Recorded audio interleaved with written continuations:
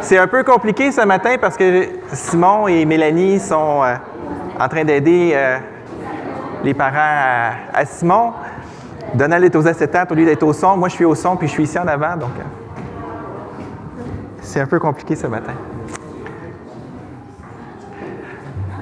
Donald, je peux-tu te demander de démarrer le PowerPoint de la prédication, s'il te plaît? Alison, est-ce que tu m'entends bien dans les écouteurs? Est-ce que ça va bien? Oh, c'est fort, hein? Il y a quelque chose d'étrange. On a fait une expérience la semaine passée, puis on dirait que ça continue. L'Église se vide quand l'école du dimanche commence, mais elle se vide de moins en moins. Il ne reste pas beaucoup de place. Priez qu'on puisse agrandir bientôt. Avant de commencer, j'aimerais encore une fois qu'on prenne du temps dans la prière. Alors, Seigneur, oui, je te prie encore une fois pour l'école du dimanche. Je te prie pour nous ici, en face de ta parole. Il y a plein d'activités, il y a plein de choses. C'est une grosse matinée. Et Seigneur, on veut arrêter et se déposer devant ta parole. On veut que tu nous parles, Seigneur. On croit que c'est de toi que vient la vie. On a besoin, Seigneur, que tu viennes apaiser nos cœurs, calmer nos esprits. Je pense à tous ceux qui sont dans l'organisation du dîner après. Seigneur, ça doit tournoyer. Permets-leur de se déposer, Seigneur, et de pouvoir te contempler au travers de ta parole. Seigneur, donne-moi la parole facile, donne-moi un esprit clair, que je puisse bien communiquer, Seigneur, ce que tu as pour nous ce matin dans ta grâce. Au nom de ton Fils. Amen. Je vais changer ceci.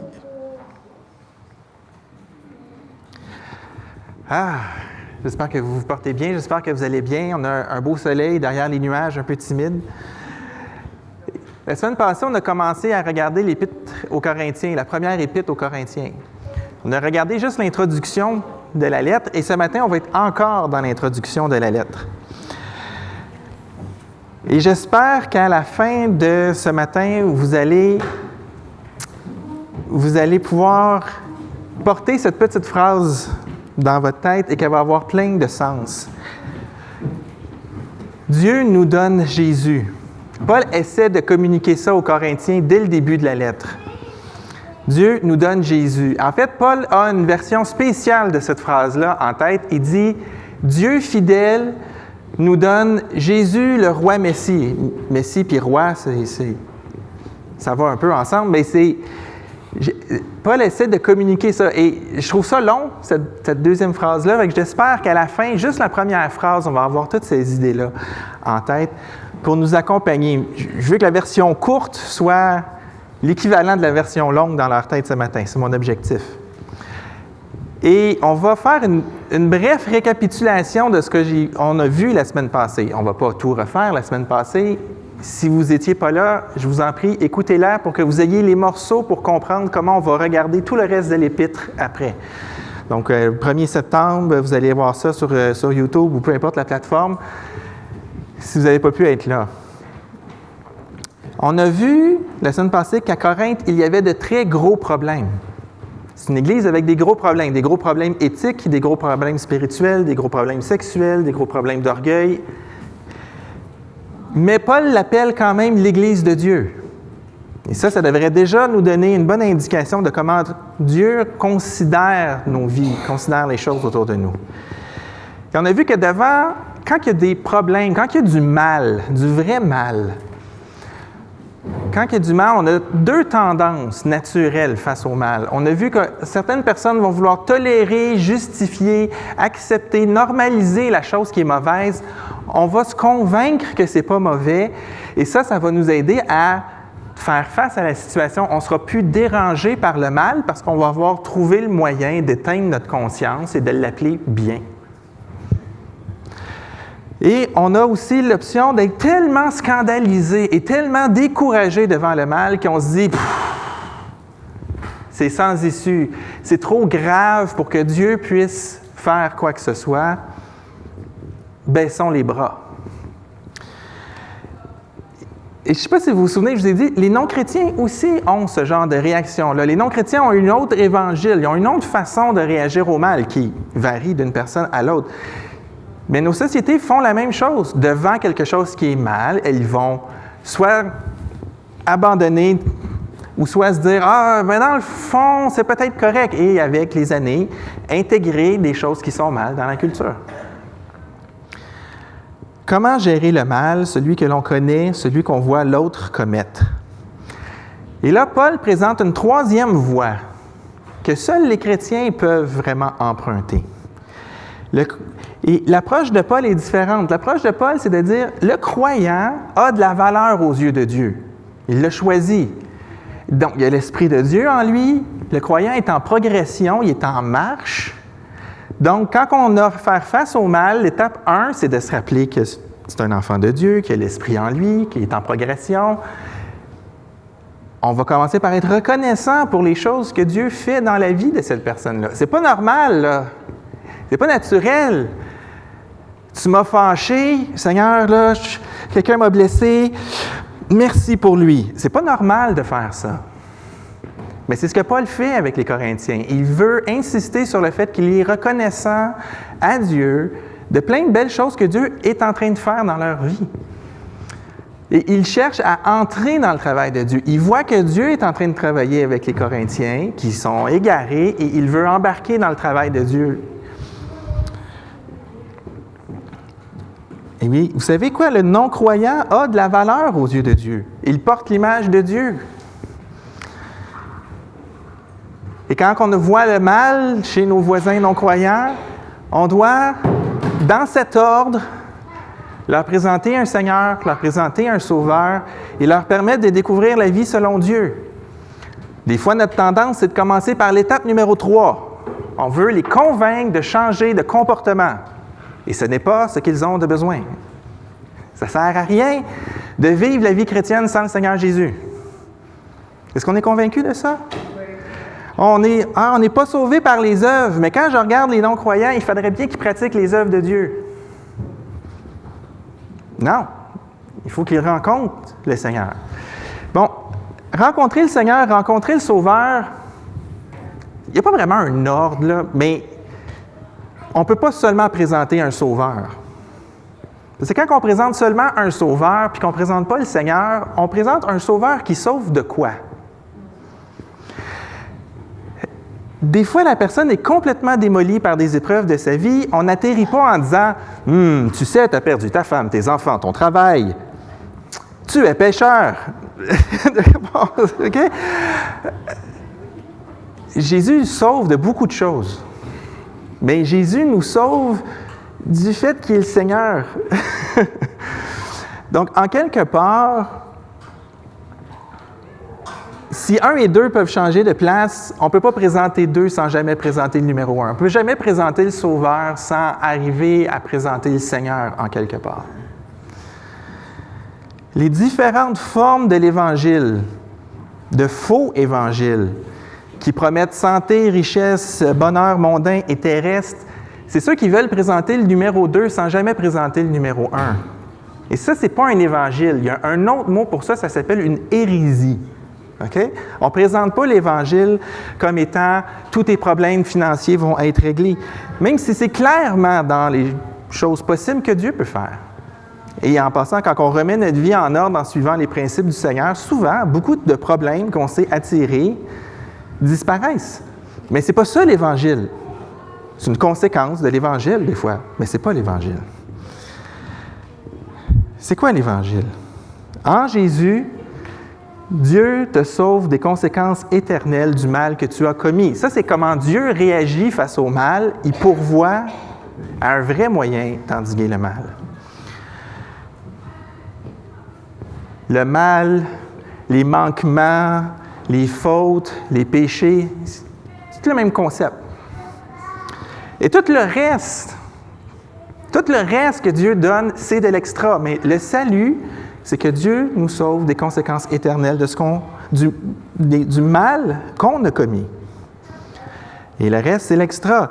Et le salut nous apporte plus qu'un ticket pour le ciel. Le salut, c'est pas seulement « Ah, j'irai pas en enfer ». Il y a beaucoup plus. Il y a vraiment beaucoup, beaucoup plus. L'adoption, il y a le fait qu'on est régénéré, il y a le fait qu'on a le Saint-Esprit, il y a le fait qu'on est dans une communauté. Il y a vraiment beaucoup plus. Ce n'est pas une erreur d'acétate. J'ai fait exprès, pas cette fois-ci, j'ai fait exprès. Si on doit déballer l'ensemble des choses que l'enfant de Dieu obtient, on ne finit pas.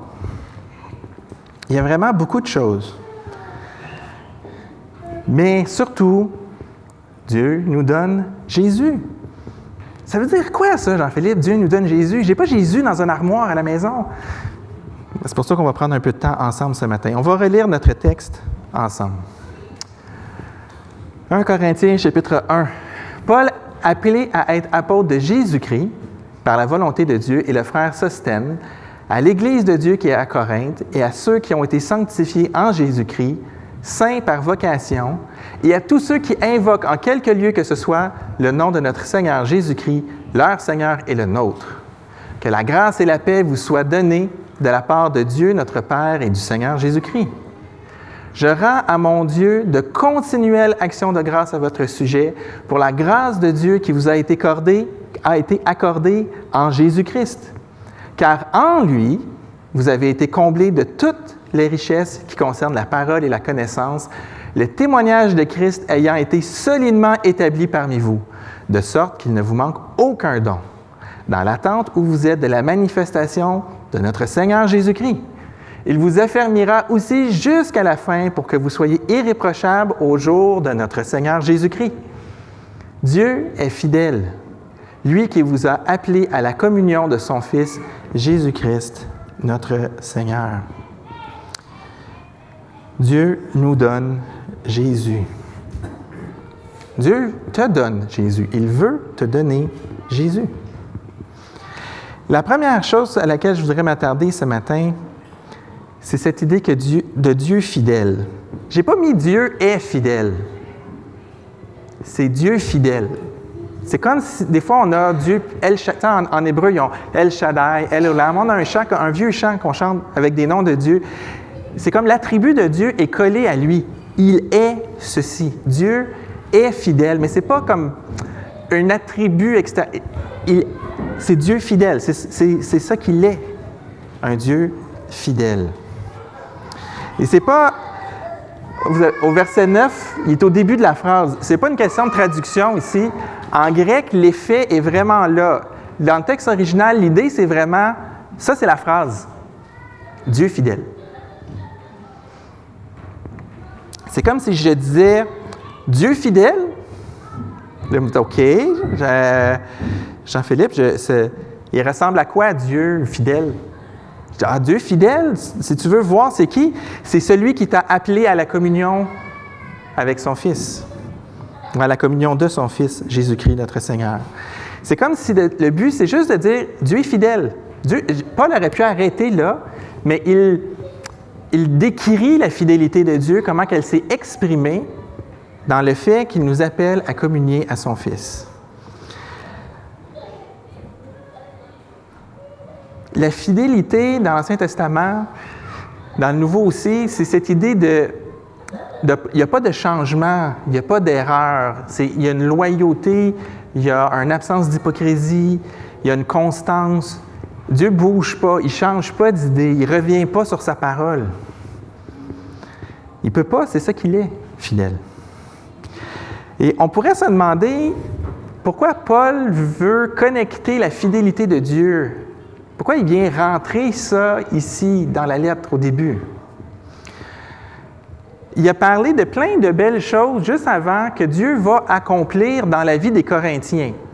Et moi, quand je regarde la vie des Corinthiens dans le reste de la lettre, peut-être que Paul aurait dû faire appel à la puissance de Dieu. Mon regard humain, c'est cette Église-là a tellement besoin de rénovation spirituelle. Il me semble que j'aurais convoqué la grâce de Dieu. Mais Paul le fait au verset 4. Il est conscient que si les Corinthiens existent et respirent, c'est la grâce de Dieu. Et si les Corinthiens vont pouvoir obtenir tout ce qu'ils vont obtenir, c'est parce que Dieu est fidèle. Ce n'est pas la puissance de Dieu qui est convoquée, c'est la fidélité de Dieu. C'est intéressant.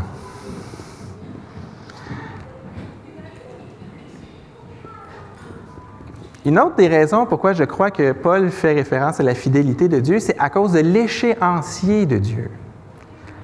Vous savez, on fait faire des travaux à l'Église, les gens sont supposés de revenir, finir les travaux. Mais on n'a pas de date. L'échéancier, c'est un brin stressant. On devrait avoir du chauffage avant l'hiver, rassurez-vous. Mais l'échéancier de Dieu, c'est à la fin. Le but de Dieu, c'est d'amener les Corinthiens à être irréprochables à la fin. C'est là que tout doit être parfait. C'est là que tout sera parfait. À la fin. C'est l'horizon avec lequel le Seigneur travaille. Le Seigneur dit, à la fin, vous allez être irréprochables. Pas maintenant. À la fin. Ah, Seigneur, j'apprécie beaucoup ta patience envers moi, mais envers lui, est-ce que tu peux avoir un échéancier plus rapide? S'il vous plaît. Dieu dit à la fin. On pourrait écrire jusqu'au bout, pas jusqu'au bout, jusqu'au but. Le mot qui est là pour fin, c'est pas le mot pour extrémité. On a une conception du temps différente ici en Amérique du Nord qu'au Proche-Orient à l'époque, ou même qu'ailleurs dans le monde. Et je vais ralentir un peu pour qu'on comprenne bien le sens du texte. Nous, ici en Amérique du Nord, on voit le temps comme quelque chose qui s'écoule. On voit le temps comme une quantité qui s'écoule. Le temps passe, le temps file, le temps me glisse entre les mains. Okay? Le temps, c'est une quantité qui s'écoule. Ce n'est pas le contexte ici, ce n'est pas le concept. Nous, on voit un sablier qui s'écoule. Et la fin des temps, pour nous, logiquement, dans notre tête, on comprend ça comme il n'y a plus de sable dans le sablier. Tout le sable est arrivé en bas. Il n'y a plus de grains de sable qui attendent de tomber. C'est la fin du temps. Nous, on voit le temps comme quelque chose de linéaire. Ce n'est pas le cas dans notre texte. Ce n'est pas la fin d'un sablier. La fin, ici, c'est le but. Ça, c'est la fin. Vous avez faim? La fin, c'est quand la chose est accomplie. Quand c'est terminé, c'est la fin. Oui, mais la fin, c'est dans combien de temps? C'est quand c'est fini. Oui, mais dans une demi-heure, dans 45 minutes, dans 3 jours, le Seigneur revient dans 1 an, 2 ans, 5 ans, 10 ans. Le Seigneur revient quand le but est accompli. Quand le télos, le mot qui est pas là pour but, là, pour fin, c'est télos. C'est l'objectif.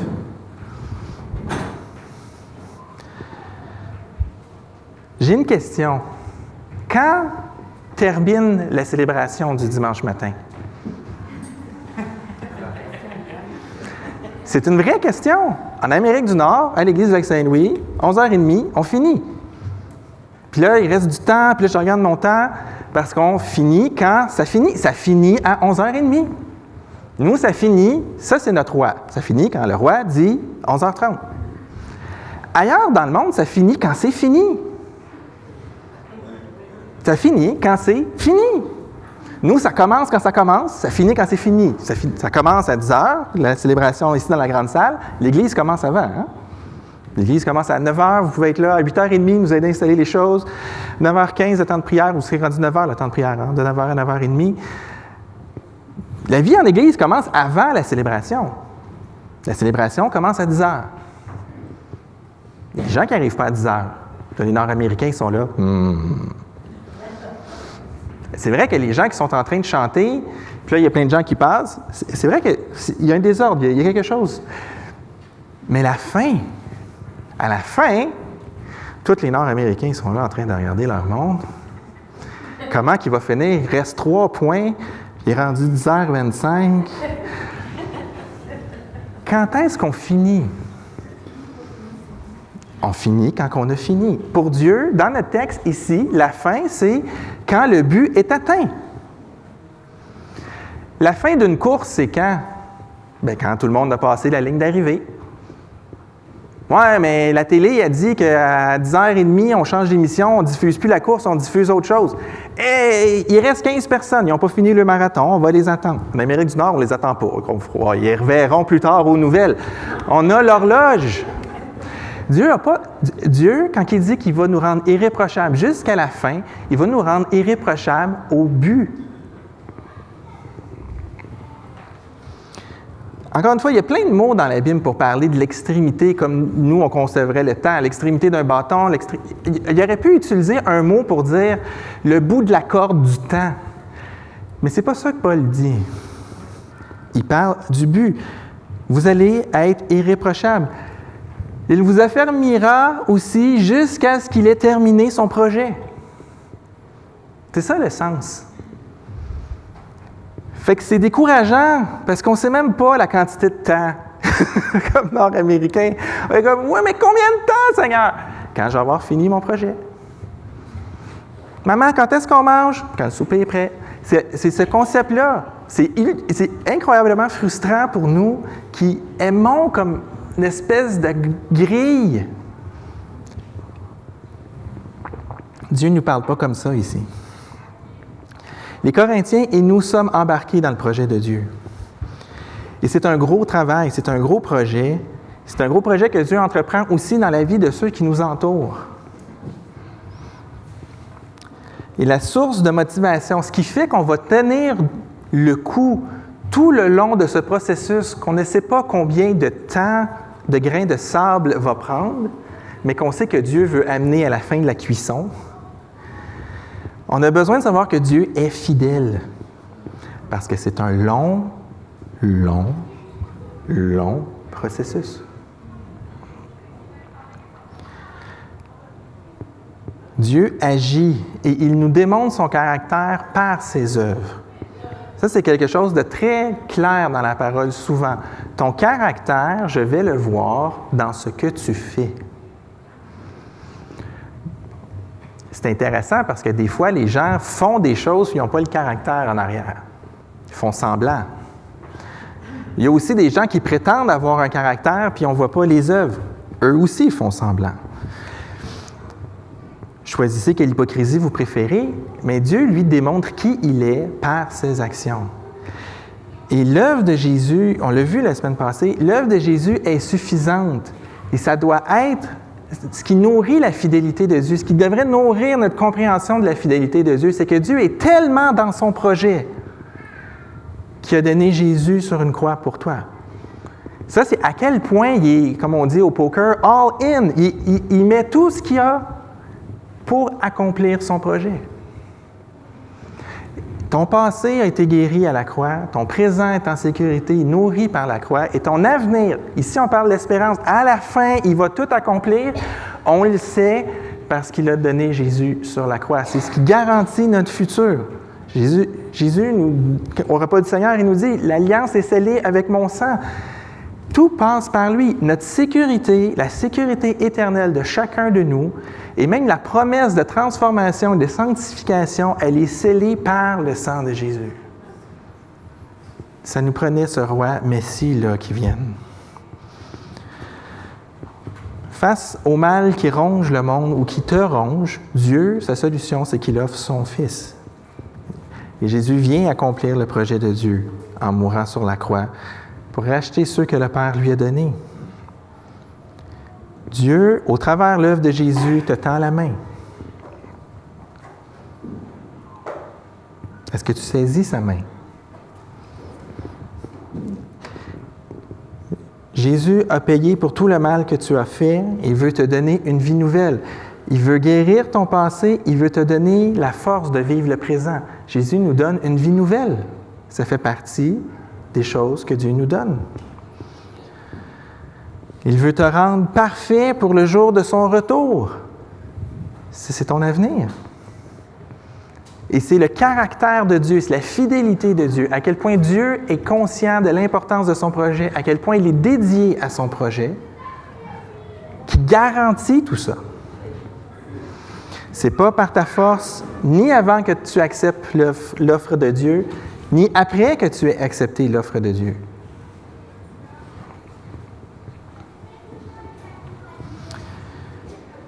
Si tu n'as jamais accepté l'offre de Dieu, dis-lui, Jésus, je te demande de me pardonner, je te demande de couvrir mes fautes. Je les connais. Je sais que je ne suis pas capable de me tenir debout devant toi. Je veux, Seigneur, que tu me sauves, car sans toi, je sais que je suis perdu. Et tu peux dire tout de suite, merci Seigneur pour ton pardon. Il n'y a pas d'entrevue pour le salut. Il n'y a pas de choses à atteindre, il n'y a pas de quota de bonne action. Il y a seulement celle-là. Seigneur, je sais que je suis perdu. Et ton passé est guéri. Tu as une vie nouvelle maintenant et tu as un avenir assuré par l'œuvre de Jésus. Ça commence par la foi et ça continue par la foi. Je disais au début, le salut, c'est plus que le pardon de nos péchés, c'est plus que le pardon de nos manquements, mais c'est que le début, c'est ça. Le début du salut, le début de l'aventure de la vie chrétienne, c'est que tes manquements sont pardonnés et que tu es maintenant en route. Dieu te prend, là, tu allais dans le mur tout le temps, là, puis là, il te prend, puis il te met sur la piste d'une vie nouvelle. Et le but, pas la fin, le but, c'est que tu vas être parfait devant lui.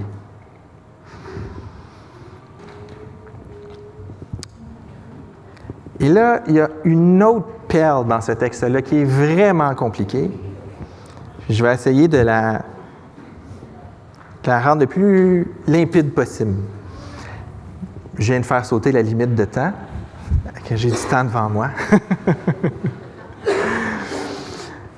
Le texte nous dit qu'on est appelé dans la communion de son Fils. On avait ça dans la traduction que j'ai choisie ici. Il y en a qui vont traduire dans la communion avec son Fils. Il y en a qui vont traduire partenaire avec son Fils. Je me demande Parole de vie, j'ai oublié de regarder Parole de vie, comment il a traduit cette expression-là. En anglais, ils vont dire call you in the fellowship of his son ou in the fellowship with his son. On ne sait pas comment le traduire, cette expression-là. Vous savez, le matin, on a le café, on a appelé ça le café koinonia. Koinonia, c'est une façon de dire communion. Et c'est le mot qui est utilisé ici dans notre texte. Et c'est un mot vraiment, vraiment très, très riche. C'est vraiment riche en grec. Normalement, je ne parle pas autant de grec dans une prédication, mais là, il y a comme vraiment plein de choses de pactées dans le vocabulaire.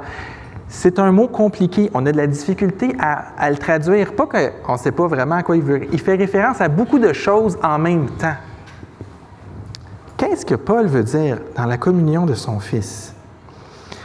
Si on comprend ça en communion avec son Fils, on a l'idée du Seigneur des Anneaux qui arrive, la communauté de l'anneau. Puis là, on pourrait devenir la communauté de l'agneau. Okay? On pourrait se dire, on est sous la bannière de Christ. C'est lui qui nous rassemble. Dans le film, les gens sont là pour une mission, aller détruire quelque chose. C'est ce qui forme leur communauté. Ils ont une mission en commun. Est-ce que notre mission, c'est ce qui nous unit, le fait que l'on est appelé à annoncer Jésus?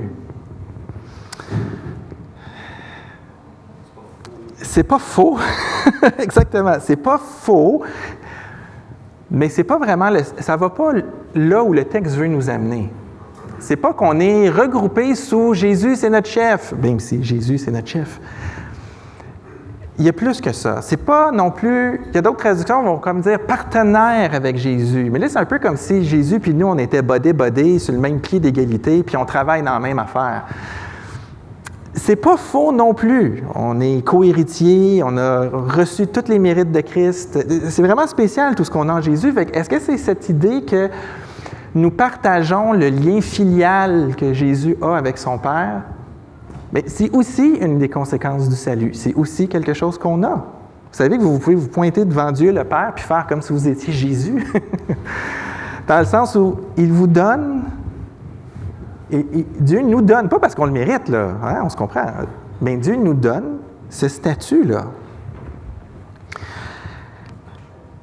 Mais ce n'est pas encore ça tout à fait.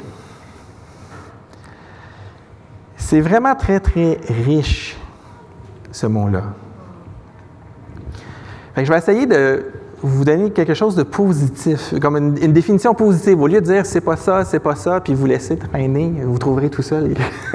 J'ai essayé, Je ne sais pas, c'est pas fantastique. Nous sommes appelés à avoir part à la vie de Jésus, en étant en Jésus et en partageant les événements de sa vie comme s'ils étaient les nôtres. Ça, c'est le mot koinonia. Okay? C'est comme, on est en Jésus, donc on a une position. Okay? On est en Jésus, on a sa sainteté, on a ses mérites, on est caché en lui. Quand Dieu regarde Sergio, il voit Jésus. On est en lui. Mais on partage les événements de sa vie comme si c'était les nôtres. On n'est pas seulement dans une position avec Jésus, on est dans une relation avec Jésus. Et cette relation-là, c'est pas juste « je lui parle, il me répond ». Cette relation-là, c'est « je vis les mêmes choses que lui ». Quand on baptise les gens, Paul nous dit on est baptisé dans la crucifixion et la résurrection de Jésus. Le baptême symbolise cette union, je ne sais pas comment Dieu arrange les choses, OK? Je ne sais pas. Je ne peux pas vous dire comment ça marche dans le ciel, comment que lui connecte les tuyaux, mais il nous fait passer par ces événements-là.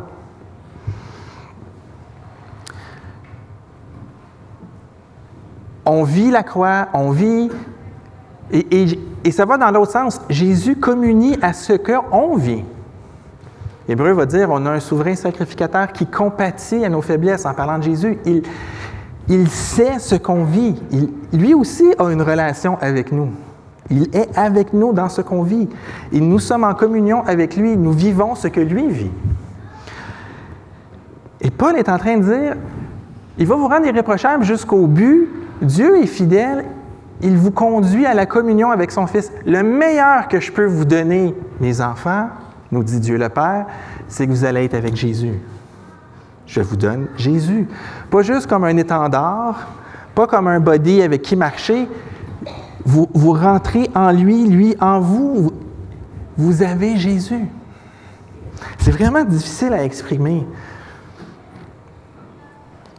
On est dans une communauté, dans l'Église, on est une famille, on partage le même esprit que Jésus. On a l'esprit de Jésus en nous. Voyez-vous, c'est comme ça nous traverse de tous bords, de tous côtés. On a Jésus.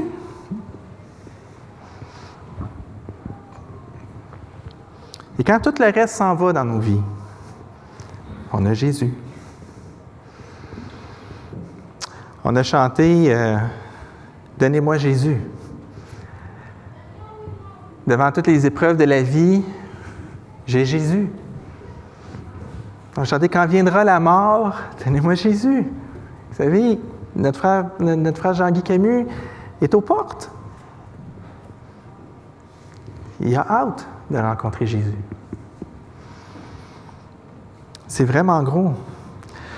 Un des passages, je pense, auxquels Paul voudrait qu'on réfère le plus à ce moment-ci, c'est dans Philippiens, au chapitre 2. S'il y a donc, ou je l'ai traduit, puisqu'il y a donc de l'encouragement en Christ, puisqu'il y a de la consolation dans l'amour, puisqu'il y a une communion de l'Esprit, frères et sœurs, chacun ici qui appartenait à Jésus, on est connecté, on partage le même esprit. C'est pas comme dans les films de science-fiction où les extraterrestres savent tout ce que les uns pensent quand ils partagent leur esprit. Hein? C'est encore mieux que ça. C'est pas qu'on nos esprits communiquent, c'est qu'on possède le même. Puisqu'il y a de la tendresse et de la compassion, rendez ma joie parfaite en vivant en plein accord. Ayez un même amour, un même cœur, une unité de pensée. Ne faites rien par esprit de rivalité ou par désir d'une gloire sans valeur, mais avec humilité, considérez les autres comme supérieurs à vous-même. Si seulement les Corinthiens avaient lu l'Épître aux Philippiens. Que chacun de vous, au lieu de regarder ses propres intérêts, regarde aussi à ceux des autres. Ayez en vous les pensées qui étaient en Jésus-Christ. Et là, on a, après, vous savez, cet hymne où Jésus est décrit, qui laisse tout, qui vient mourir sur une croix pour nous et que Dieu l'élève. Mais le verset 5 est fantastique parce que le verset 5, c'est « Pensez les pensées qui étaient en Jésus ». On communie avec lui. C'est pas impossible, ça. On a son esprit. Dieu nous donne Jésus.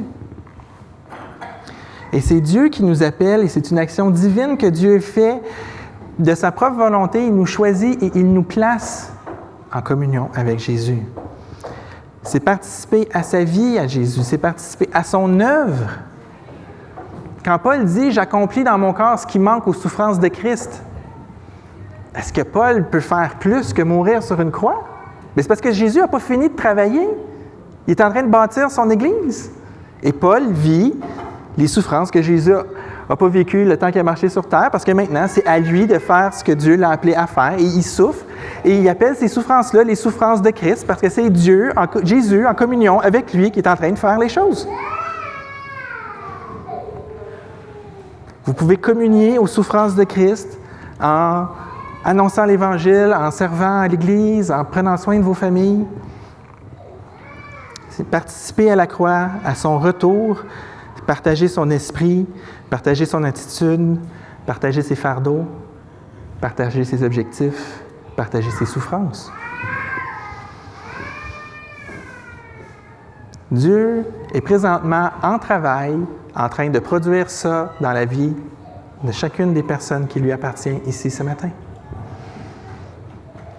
Peut-être que tu es très concentré à regarder la personne à côté de toi puis tu dis que Dieu a encore beaucoup de rénovation à faire. Et c'est peut-être vrai. Peut-être que la personne à côté de toi, elle est vraiment brisée à un degré incroyable.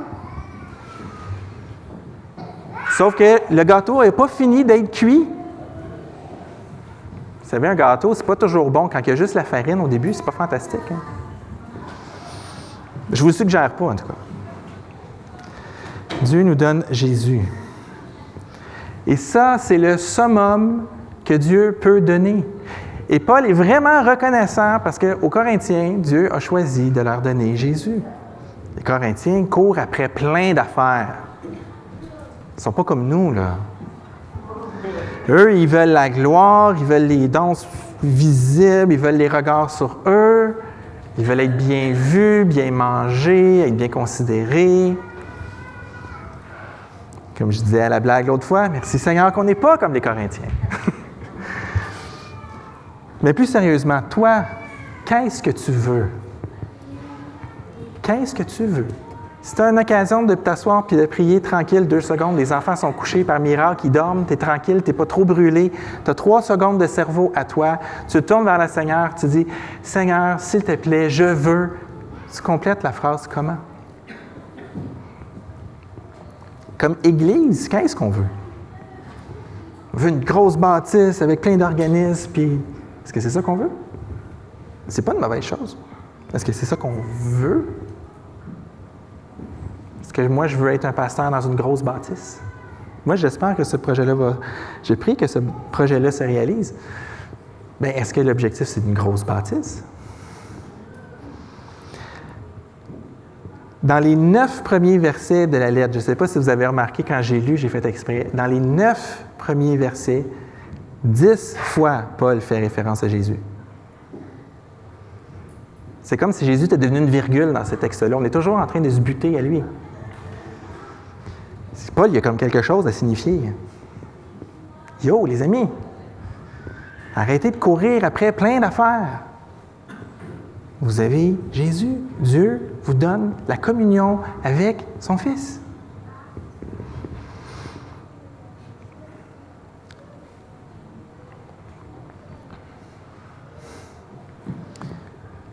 Prends à cœur cette vérité profonde. Vive pleinement pour Jésus. Ce n'est pas un devoir, c'est ta plus grande joie. Je vais courir un risque. Je vais vous demander de fermer les yeux quelques instants. Je ne vais pas faire de l'hypnose collective, inquiétez-vous pas. Fermez vos yeux. J'ai quelques questions pour toi. Est-ce que tu vis avec Jésus au quotidien? Ou est-ce que Jésus est un cadre sur le mur de ta maison? Ou Jésus est un manteau que tu enfiles le dimanche matin pour venir à l'église? Est-ce que tu recherches la présence constante de Jésus dans ta vie? Est-ce que tu recherches de voir Jésus dans ta vie autant que tu recherches d'autres choses dans ta vie?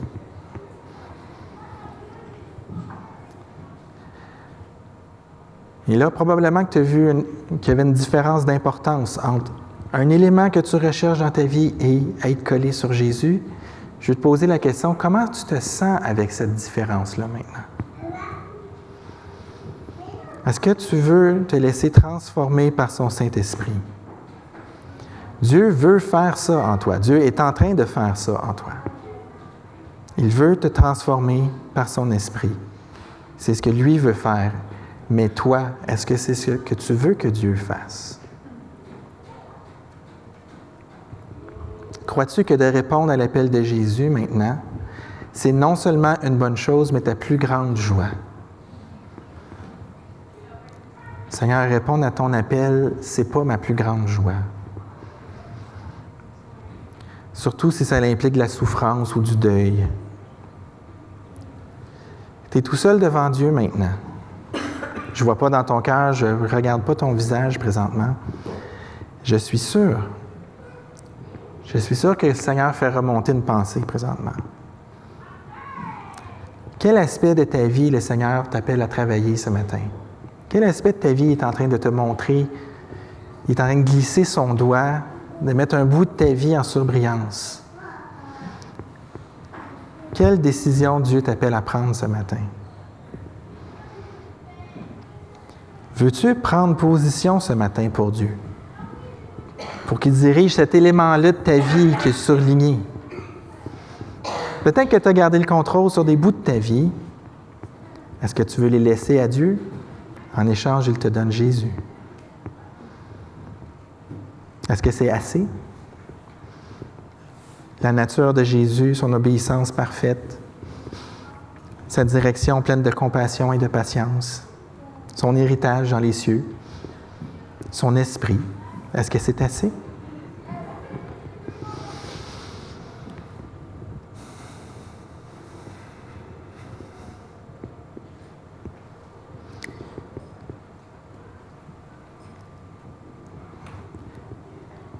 Si tu as pris une décision dans ton cœur ce matin, je t'encourage, partage-le à un frère ou à une sœur qui va pouvoir prier et t'accompagner là-dessus. Partage-le à quelqu'un qui va pouvoir t'accompagner. Parce que dans cette communion-là, tu n'es pas seul. Si c'est la première fois que tu te tournes vers Jésus ce matin, viens me voir, viens voir Paulo. Va voir un chrétien en qui tu as confiance, qui va pouvoir t'accompagner dans ses premiers pas. Que la fidélité de Dieu manifestée en Jésus soit notre force et notre guide, et que notre réponse soit celle d'une vie dévouée à lui, pleine de la paix et de la puissance de l'Esprit, en attendant avec espoir et assurance le retour de notre Seigneur Jésus, parce que lui est fidèle. Que le Seigneur Jésus vous fortifie et vous bénisse abondamment.